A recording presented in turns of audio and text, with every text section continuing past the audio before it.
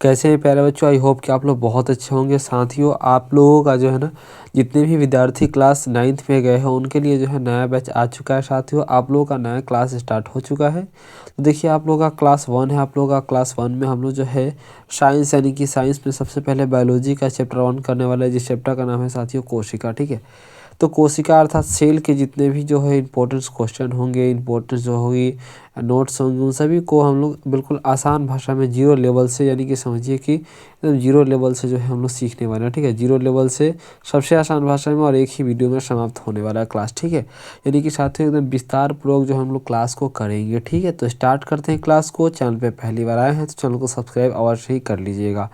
Start करते हैं प्यारे दोस्तों। सबसे पहले देखेंगे चैप्टर का नाम है साथियों कोशिका। ठीक है, याद रहेगा चैप्टर का क्या नाम है, कोशिका। तो कोशिका अर्थात सेल के बारे में पढ़ना है। ठीक है दोस्तों, स्टार्ट करते। देखिए, सबसे पहले देखिए कोशिका कहते किसे। ठीक है, समझो कोशिका किसे कहते हैं। ठीक है ना। देखिए, कोशिका जो है साथियों, समझिएगा ध्यान से कि कोशिका जो है साथियों, यहाँ देखिए कोशिका का ये डिफिनेशन है साथियों। ठीक है, आपको दिख रहा होगा ये कोशिका का डिफिनेशन है। ठीक है, यानी कि सजीवों कोशिका जो है सजीवों के संरचनात्मक एवं क्रियात्मक इकाई है। कोशिका जो है साथियों, कोशिका जो है जीव रासायनिक अणुओं से बनी एक रचना है। यह कोशिका झिल्ली से घिरी रहती है। इसके अंदर जीवद्रव्य एवं केंद्रक होता है। कोशिका के अध्ययन को हम लोग जो है साइटोलॉजी, यानी कि साइटोलॉजी कहते हैं। ठीक है, यानी कोशिका के अध्ययन को प्यारे बच्चों साइटोलॉजी कहते हैं। ठीक है, आई देखिए कोशिका के अध्ययन को साथियों साइटोलॉजी कहते हैं। इस बात को मैंने बता दिया। सबसे पहले कोशिका में हम लोग पढ़ेंगे नाभिक के बारे में। ठीक है, देखिए नाभिक का खोज साथियों जो है सबसे पहले हम लोग जो है कोशिका के अंदर किस कोशिकांग का खोज किस वैज्ञानिक ने किया, ये पहले हम लोग जान लेते हैं। ठीक है, तो कोशिका अर्थात पहले नाभिक न्यूक्लियस के बारे में जानेंगे। देखिए, ये कोशिका हो गया, कोशिका के बीच में जो है न्यूक्लियस होता है। ठीक है ना। तो न्यूक्लियस का खोज जो है दोस्तों, न्यूक्लियस का खोज रॉबर्ट ब्राउन ने किया था 1831 में। ठीक है, देखिए रॉबर्ट ब्राउन ने कोशिका के अंदर एक घने गोलाकार जो है संरचना नाभिक की खोज की। नाभिक मतलब क्या होता है, नाभिक का मतलब होता है न्यूक्लियस का खोज किया। ठीक है, न्यूक्लियस का खोज उन्होंने किया था। किसने, तो रॉबर्ट ब्राउन ने। ठीक है, दूसरी अगर हम बात करें माइटोकॉन्ड्रिया की, देखिए कोशिका के अंदर साथी होता है माइटोकॉन्ड्रिया। ये कोशिका हो गया, बीच में होता है न्यूक्लियस, न्यूक्लियस के जो है इधर होता है माइटोकॉन्ड्रिया। तो माइटोकॉन्ड्रिया को हम लोग जो है का खोज जो साथियों रिचर्ड अल्टमैन ने किया था 1890 में। ठीक है, का वर्णन किया। देखिए, बाद में कार्ल बेटा जो है ना 1898 में इसे माइटोकॉन्ड्रिया का नाम दिया। ठीक है, यानी कि खोज हुआ किसी और ने किया और नाम किसी और ने दिया। ठीक है, विवरण देखिए, इसे कोशिका का पावर हाउस भी कहा था। बड़ा ही इंपॉर्टेंट प्रश्न है कि कोशिका का पावर हाउस किसे कहते हैं, तो याद रखिएगा माइटोकॉन्ड्रिया को कोशिका का पावर हाउस कहा जाता है, क्योंकि ये ऊर्जा उत्पन्न करता है। कोशिका माइटोकॉन्ड्रिया क्या करता है, ऊर्जा को उत्पन्न करता है। ठीक है, चलो जी, इतना समझ में आ गया। आगे बढ़ते हैं। अगला देखिए, अगला आपका है साथियों राइबोसोम। क्या है, राइबोसोम। देखिए राइबोसोम क्या जो है, देखिए सभी को नोट कर लीजिएगा। बड़ा ही आसान तरीके से आप लोग का जो है नोट्स बना हुआ है पढ़ाने के लिए। ठीक है, चलिए देखिए, राइबोसोम का खोज जॉर्ज पोलार्डे ने किया था। कब, तो 1955 में। ठीक है, देखिए जॉर्ज पोलार्डे ने इलेक्ट्रॉन माइक्रोस्कोप की मदद से राइबोसोम की खोज की। ठीक है, चलो अगला को देखो। अगला है कि एंडोप्लाज्मिक रेटिकुलम। ठीक है ना। देखिए, इसके खोजकर्ता की थे, पोर्टन थे।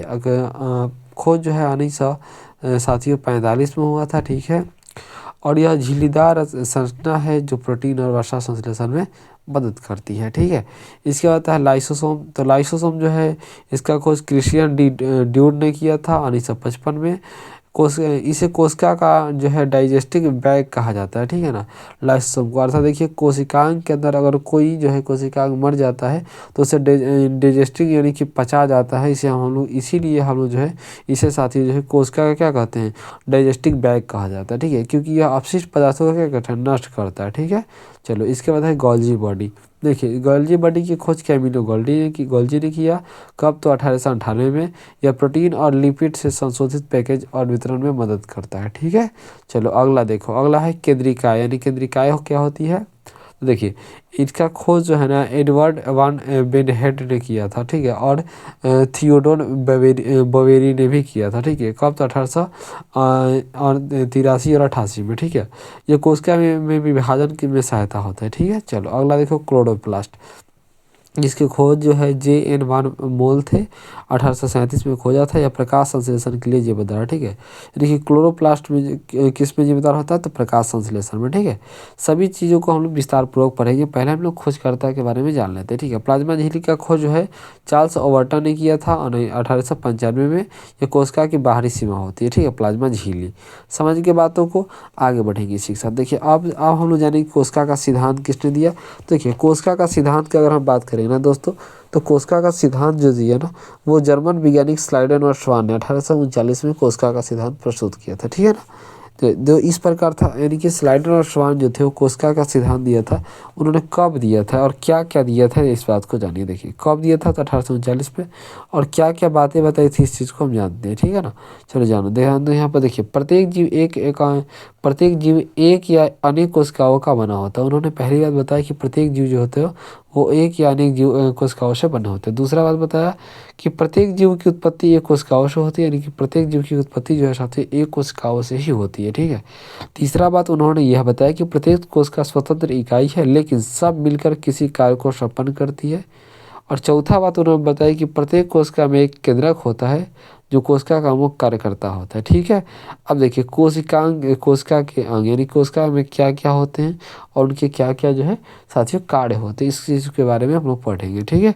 तो आगे बढ़े इसी के साथ, इतना में किसी को दिक्कत नहीं होना चाहिए, ठीक है ना। और इसी के साथ हम लोग आगे बढ़ेंगे और इसके बाद जो है देखिए जो भी चीज़ें होगी साथियों सभी को हम लोग संक्षिप्त रूप से पढ़ेंगे और एकदम बेहतरीन तरीके से पढ़ेंगे, ठीक है। चलिए वीडियो अच्छा लग रहा होगा, क्लास अच्छा लगा तो क्लास को लाइक ज़रूर कर दीजिएगा, दोस्तों के पास शेयर अवश्य कर दीजिएगा। अब देखिए कोशिका में जीव द्रव्य के बारे में पढ़ना है, समझ रहे हैं, जीव द्रव्य के बारे में पढ़ना है तो समझिए ध्यान से। जीव द्रव्य के बारे में पढ़ना है, ठीक है। आइए देखिए इसकी खोज जो है कुरकिंजे ने, यह एक तरल गाढ़ जो है गाढ़ा पदार्थ होता है। इसे जीवन का आधार कहते हैं, ठीक है, यानी किसी जीव द्रव्य को जीवन का आधार कहते हैं। सभी जैविक क्रियाएं इस द्रव्य के अंदर होती है। इसका 80% भाग जो है जल का बना होता है, ठीक है। यानी कि जो जीव द्रव्य होते हैं साथियों, जो जीव द्रव्य होते हैं उसके 80% भाग जो है साथियों, 80% भाग जो है क्या होता है, जल से घिरा होता है, ठीक है, से जल से घिरा होता है, ठीक है। देखिए इसकी यह दो प्रकार का होता है, यानी कि जीव द्रव्य दो प्रकार का होता है। पहला कोशिका द्रव्य, दूसरा जो है केंद्रिका द्रव्य, ठीक है।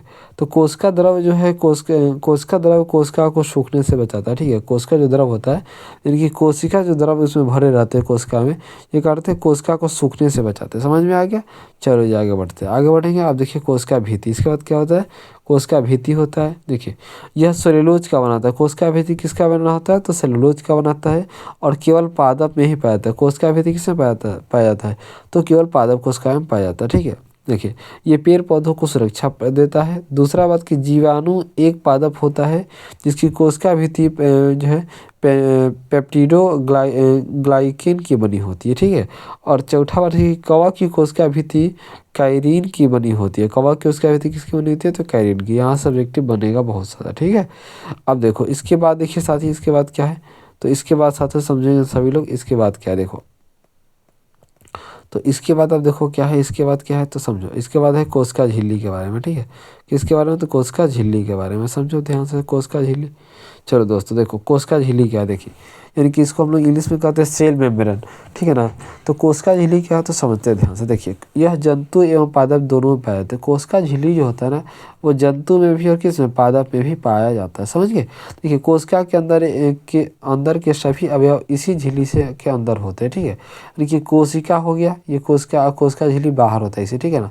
ऐसे कोशिका झिल्ली बाहर होता है, तो इसके अंदर ही सभी क्या होते हैं, कोशिकांग पाए जाते हैं, समझ गए।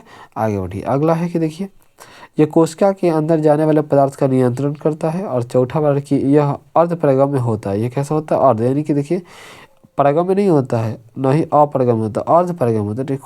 कुछ ही वस्तु को अंदर जाने देता है, बिल्कुल सही बात है, समझ गया ना। अगला देखिए, अगला आपका है माइटोकॉन्ड्रिया, ठीक है। माइटोकॉन्ड्रिया कहते हैं, देखिए माइटोकॉन्ड्रिया इसकी खोज जो है अल्टमेन ने किया था। यह ऑक्सीश्वसन होता है, ठीक है ना। और यहाँ क्रेफ्ट चक्र चलता है जिसके फलस्वरूप एटीपी तथा ग्लूकोज बनते हैं और हमें ऊर्जा मिलती है, ठीक है। यानी कि एटीपी और ग्लूकोज के बनने से हमें क्या मिलती है, यानी 38 एटीपी जब हम लोग के शरीर में मिलता है, 38 एटीपी जब मिलता है एटीपी, तो एक ग्लूकोज बनता है जिससे हम लोग ऊर्जा मिलती है, ठीक है। इसीलिए इसे कोशिका का जो है साथियों पावर हाउस कहा जाता है, यह शक्ति गृह भी कहते हैं, ठीक है ना।